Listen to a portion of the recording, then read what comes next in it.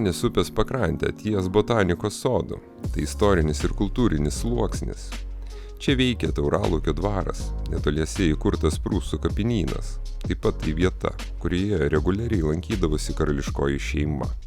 Tai yra Prūsijos karalienė Luizė su karaliumi Friedrichu Vilhelmu. Istoriniai šaltiniai teigia, jog karalienė Luizė vasarą, kone kasdien vykdavo į mažąjį Tauralaukį, kur vakarieniaudavo po senuoju ąžuolu. Manoma, jog po tuo pačiu, kuris čia gyvuoja bent 300 metų. 2020 metais įgyvendintas rekreacinis projektas parengė erdvę šiuolaikiniam naudojimui, o dabartiniai šlaito sutvirtinimo darbai tai tęstinės veiklos dalis, kuria derinami istorijos, gamtos ir miestietiškos infrastruktūros poreikiai.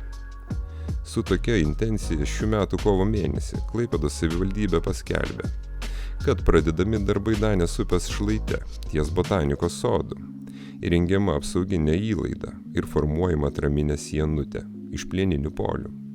Šių darbų tikslas buvo sustabdyti intensyvią eroziją, apsaugoti šalia esantį dviračių ir pėsčiųjų taką nuo nuvirtimo, bei apsaugoti šlaitą nuo potvynių poveikio. O dabar matome, jog maždaug 200 metrų upės kranto ruožas pilnai sutvarkytas.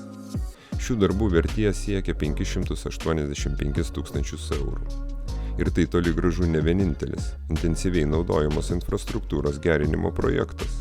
Danės pakrantėje prie Liepų gatvės tilto, ties pernai įrengtų slypų, numatoma erdvė piknikui. Čia planuojama pastatyti pikniko stalus su suoliukais, šiukšliadėžės. Prie Svijanės, ar kitaip Mumlaukio ežero, šiais metais buvo atnaujinti pikniko stalai su suolais. Čia bus pastatytos ir 3 naujos kepsninės. Beje, kepsninėmis klaipėdiečiai gali naudotis ir Malūnų parke, o kol mes džiaugiamės vasarą ir gražėjančią Klaipėdą, laukiame ir jūsų patiktukų bei kanalo palaikymo komentarais. Ačiū, kad esate drauge ir iki kitų kartų.